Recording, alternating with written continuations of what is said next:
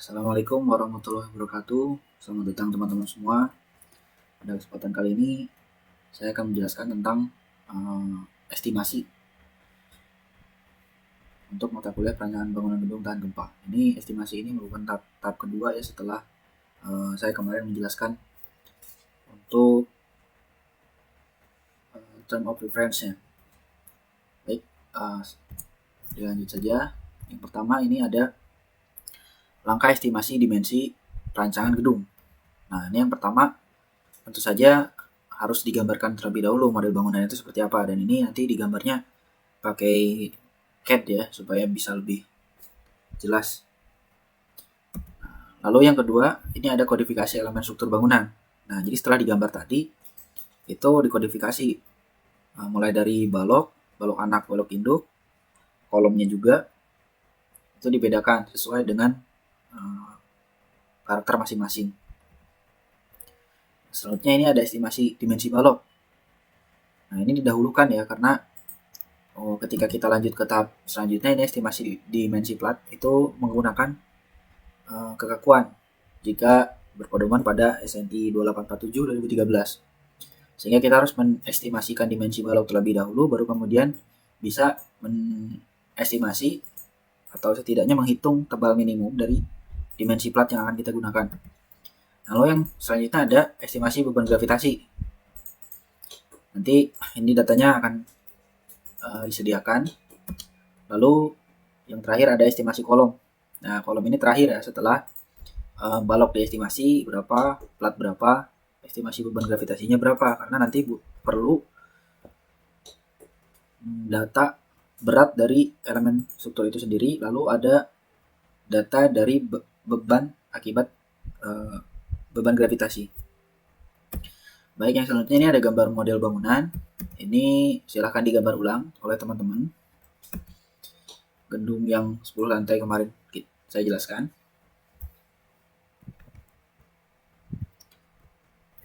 Silahkan digambar ulang ya. Setelah misalkan digambar selesai, nanti kita lanjut ke step selanjutnya, yaitu mengkodifikasi elemen struktur balok. Nah, caranya untuk mengkodifikasi elemen struktur balok itu dengan cara mengelompokkan balok ini tuh ada berapa jenis. Misalkan ini ada balok anak dengan bentangan 4000, lalu ada juga balok anak yang bentangannya 5000, lalu kemudian ada balok anak juga yang memiliki bentang 7,5 kali 2 ini, 7,5 dibagi 2, sehingga ini bentangannya 3,5 meter. Yang sebelah sini, lalu ini dan ini.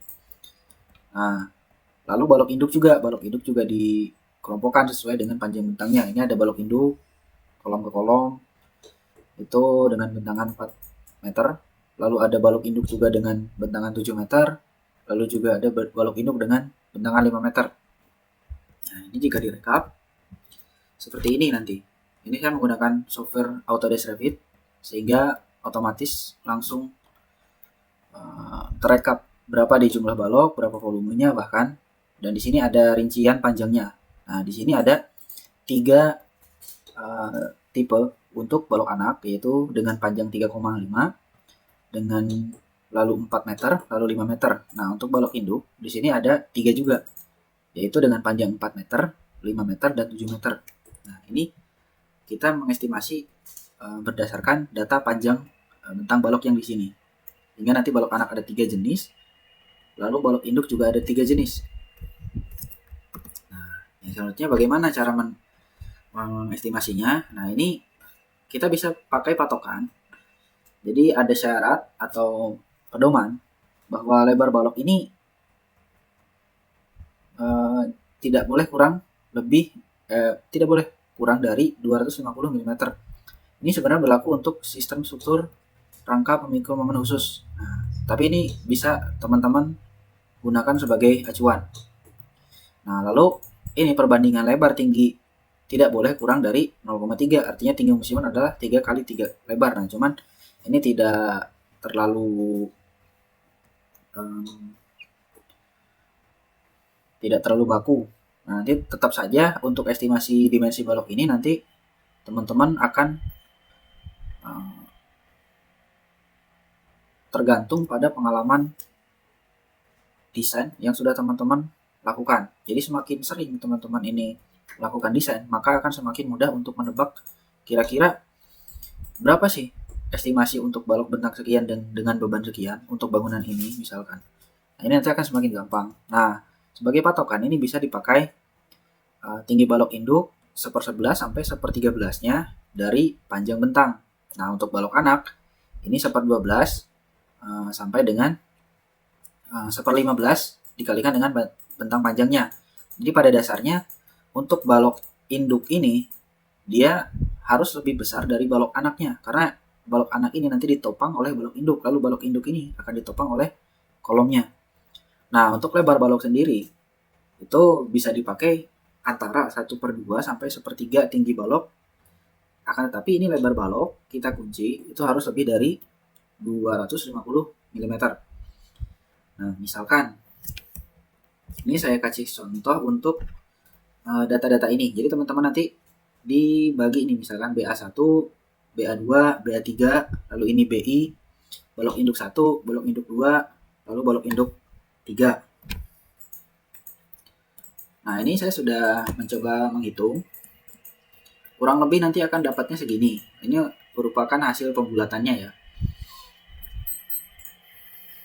Jadi balok induk 1 yang bentangnya sekitar 3,5 meter, ada balok anak 2 dengan bentang balok 4 meter dan seterusnya. Ini adalah tingginya, lalu ini adalah lebarnya, estimasi saja. Nah, cuman ini hanya estimasi, sehingga nanti besar kemungkinan bisa berubah saat kita running program di software analisis struktur. Yang selanjutnya adalah kodifikasi elemen struktur plat. Nah, di elemen kodifikasi elemen struktur plat ini tergantung dari platnya. Ini misalkan ada plat dengan bentangan 5 meter dibagi 2, sehingga ini 2,5. 2,5 dikali dengan 4. Nah, terus tentukan juga ini masuk ke plat satu arah atau dua arah. Jika kita hitung,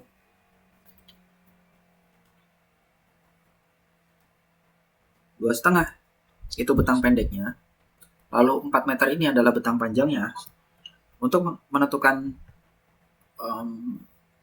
suatu plat itu masuk ke kategori plat satu arah atau dua arah, itu bisa bentang panjang dibagi dengan bentang pendeknya, sehingga ini didapat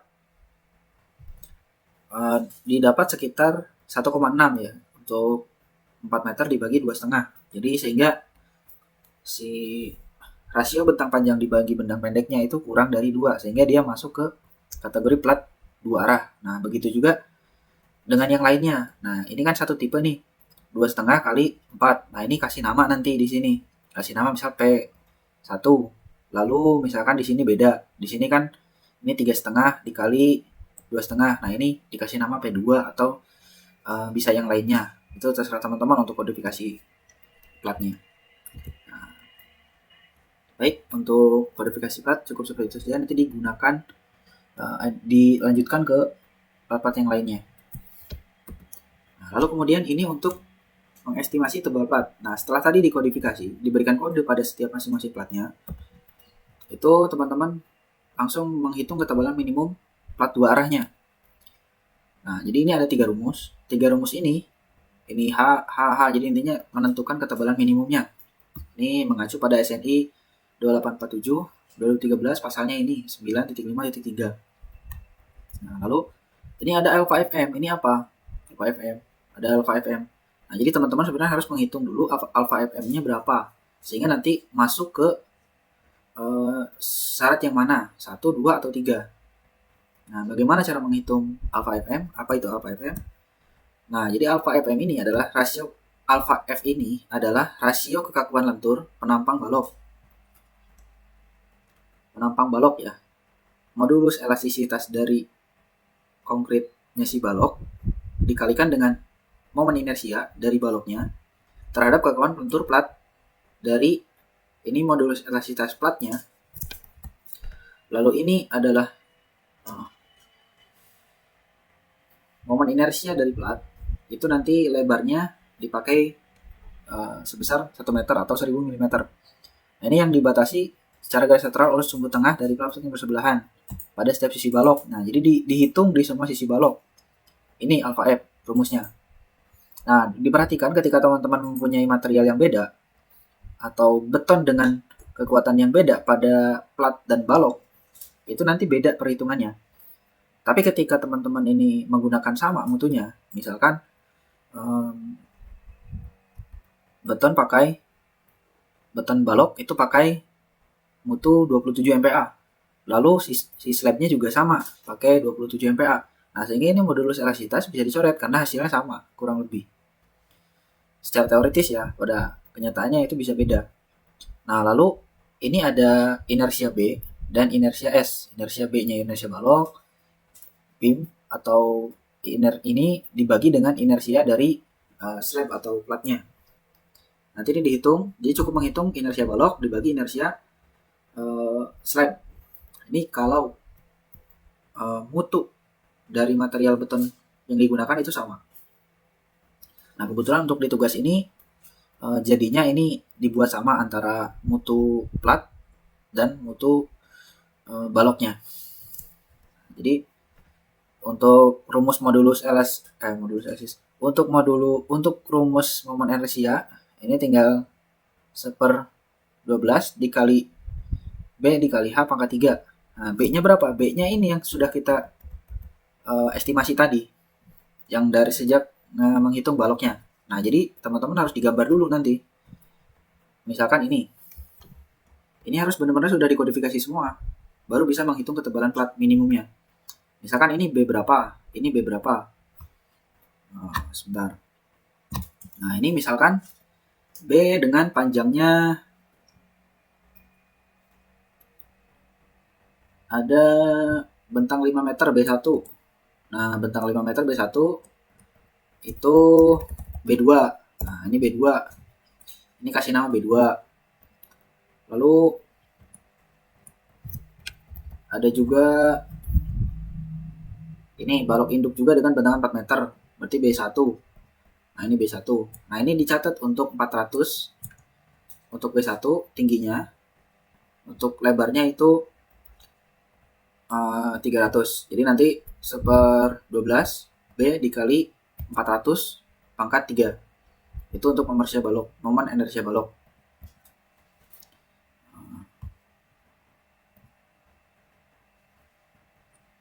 Lalu nanti dibagi dengan inersia dari platnya. Nah, untuk platnya ini diasumsikan dulu. Awalnya itu platnya misalkan 120 mm. Sehingga nanti inersia balok di sini 1/12 kali 300 dikali 400 pangkat 3 itu dibagi dengan B-nya berapa untuk plat? B-nya dipakai 1000 mm. Jadi 1/12 kali 1000 dikali 120 pangkat 3.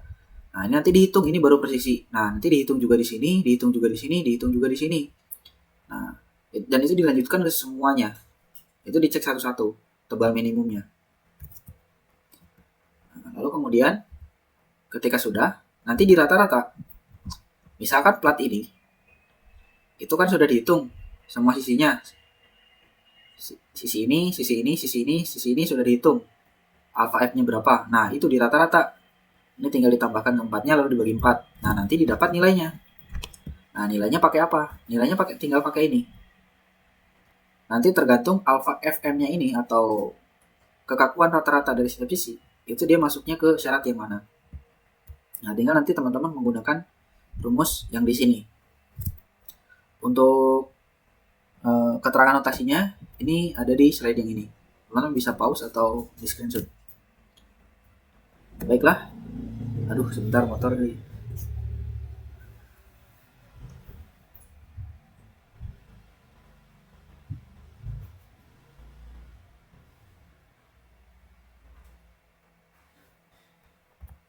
Nah, lalu ini estimasi beban gravitasi. Nah, jadi untuk beban gravitasi ini silakan pakai yang ada di sini sebagai untuk latihan aja.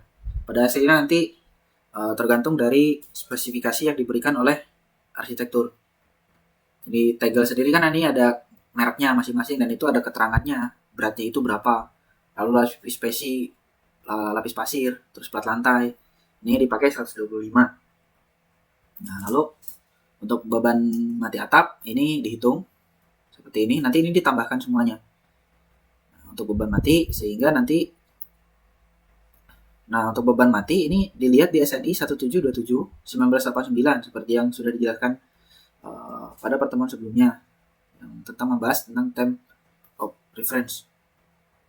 Nah, ini SNI 1727 ini silahkan dibuka. Di sini ada keterangan untuk misalkan ini untuk lapis spesi itu ada berapa kilogram dia. Lalu lapis pasir itu ada berapa per sentimeter tebal atau per kilogram, itu nanti ada semua keterangannya di sini. Nah, nanti teman-teman silahkan pilih itu. Silahkan dalamin. Nah, setelah itu langsung masuk ke beban hidup. Nah, beban hidup ini nanti teman-teman lihat per fungsi ruangannya. Kebetulan untuk di term of reference kemarin itu belum ada menjelaskan tentang fungsi ruangan dari bangunan yang kita gunakan untuk rancangan gedung ini.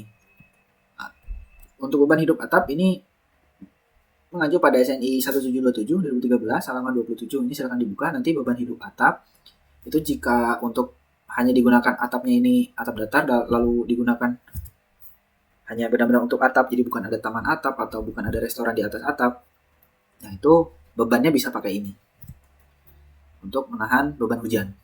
Nah, lalu ini adalah fungsi ruang bangunan. Nanti teman-teman kan diminta untuk melihat fungsi ruangan dari SNI 1727 2013. Nah, nanti teman-teman bisa menggunakan yang ini. Jadi misalkan ini sebelah ada kelas, jika teman-teman menggunakan gedungnya ini, data gedungnya sesuai dengan kelompok, ini ada apartemen, pertokoan, perkuliahan, lalu hotel. Nah, jadi teman-teman silahkan pilih. Ini jika ruangan teman-teman, fungsi bangunan teman-teman itu perkuliahan, nah silakan menggunakan ruangan ini adalah ruangan untuk kelas di area-area yang ini yang diarsir dengan silang-silang ini. Ini pakai ruang kelas untuk perkuliahan. Lalu untuk yang pertokoan itu bisa pakai toko di sininya. Nanti cari beban hidupnya di SNI 2013 beban minimum. Nah, lalu ada perkuliahan, lalu ada apartemen sama hotel. Nah, apartemen hotel ini dijadikan satu saja, ini dijadikan ruang pribadi atau ruang pribadi. Nah, nanti ini ada koridor, ini untuk koridor, tergantung nanti koridornya itu di apartemen atau di toko. Nanti silakan lihat di SNI 1727 2013. Nah, yang selanjutnya, nanti kan setelah menghitung beban ini, nanti teman-teman bisa menghitung satu kolom itu kira-kira berapa estimasinya. Nah, ini bisa caranya menggunakan ini dengan cara ini. Misalkan teman pilih dulu satu kolom, ini kolom yang sebelah sini. Kemarin kan sudah dijelaskan untuk kolom yang menahan balok dengan bentangan 7 meter itu dia digunakan penampangnya persegi panjang dan mengarah ke sumbu lemah bangunan. Nah, lalu untuk yang menahan kurang dari 5 meter, yaitu 5 meter dan 4 meter, ini bisa pakai kolom persegi 4. Nah, ini daerah sini kolomnya persegi panjang semua. Lalu sebelah sini, ini persegi panjang semua, kecuali yang samping lip ini persegi bisa. Lalu ini juga persegi panjang semua, ini juga persegi panjang semua. Nah, setelah itu teman-teman hitung tributary areanya. Jadi misalkan ini kolom yang menahan beban area ini. Jadi sebenarnya area sini, nah area ini itu bebannya akan dilimpahkan ke kolom yang sebelah sini. Jadi ini kotak. Jadi ini kotak dari kolom ke kolom, kolom ke kolom, lalu kolom ke kolom dan seterusnya. Nah, ini dibagi dua. Ini bagi dua juga. Nah, sehingga area yang sebelah sini itu masuk ke kolom yang sini. Area sebelah sini masuk ke kolom sebelah sini. Area sini masuk ke sebelah kolom sini. Nah, sehingga untuk area kolom ini itu kurang lebih tributary area-nya area di sekitar sini. Nah, nanti teman-teman hitung luasnya ini berapa. Ini dibagi 2. Nah, ini dihitung luasnya ini berapa. Luas tributary area yang mempengaruhi kolom sebelah sini. Lalu sebelah sini dihitung juga, sebelah sini hitungnya dihitung pada masing-masing kolom ini. Nah, jadi kan tadi teman-teman sudah dapat luasannya berapa, ini berapa luasannya, sehingga bisa dipakai untuk estimasi dimensi kolom yang lebih pasti. Atau bisa juga dengan ini caranya. Umumnya itu beban kolom biasanya sekitar 1 sampai 2 ton per meter persegi. Nah, lihat per meter persegi. Jadi luasnya itu berapa? Ini bebannya. Lalu dikalikan dengan jumlah lantainya. Nah, nanti dapat berat untuk beban kolom dari lantai yang paling bawah. Nah, itu nanti bisa dipakai untuk patokan. Nah, lalu P totalnya berapa? Segaya aksial satu lantai ini yang tadi sudah teman-teman hitung itu dikalikan dengan jumlah lantai seperti yang tadi saya bilang. Nah, lalu PU maksimumnya atau beban aksial maksimumnya yaitu adalah 0,7 dikalikan AG dikalikan F aksen C. 0,7 ini koefisien, lalu AG-nya ini luas dari penampang kolom. Lalu F aksen C-nya, ini mutu kolomnya berapa? Nah, yang kita carikan itu AG-nya. Luas kolom kita berapa? Luas kolom kita berapa? Nah, caranya tinggal pindah ruas. Ya, ini tinggal pindah ruas ke sini, lalu PU-nya ke atas, lalu ini jadi di bawah. Aljabar biasa ini. Sehingga didapat kebutuhan untuk luas penampang kolomnya adalah PU max yang tadi kita hitung ini. P total sama dengan gaya aksial satu lantai dikalikan jumlah lantai. Jumlah lantai kita sebenarnya 10. Nah, ini 0, dibagi dengan 0,7 kalikan mutu betonnya. Ini hanya estimasi seperti yang tadi saya bilang. Jadi belum ada memperhitungkan tentang untuk tulangannya. Tentunya jika ditambah tulangan ini akan lebih kuat. Akan tetapi ini hanya estimasi. Jadi masih banyak faktor lainnya seperti gaya gempanya. Itu sangat berpengaruh untuk dimensi kolom. Nah, lalu untuk ketika sudah dapat nilai AG, nanti bisa diakarkan. Nah, sehingga kurang lebih B sama dengan H jika penampang kolomnya itu persegi, itu tinggal diakarkan saja nilai AG-nya. Nanti dapat nilainya berapa dan itu dibulatkan ke atas dengan kelipatan 50 mm. Nah, jadi cukup sekian untuk penjelasan mengenai estimasi. Jangan lupa cuci tangan. Sekian. Wassalamualaikum warahmatullahi wabarakatuh.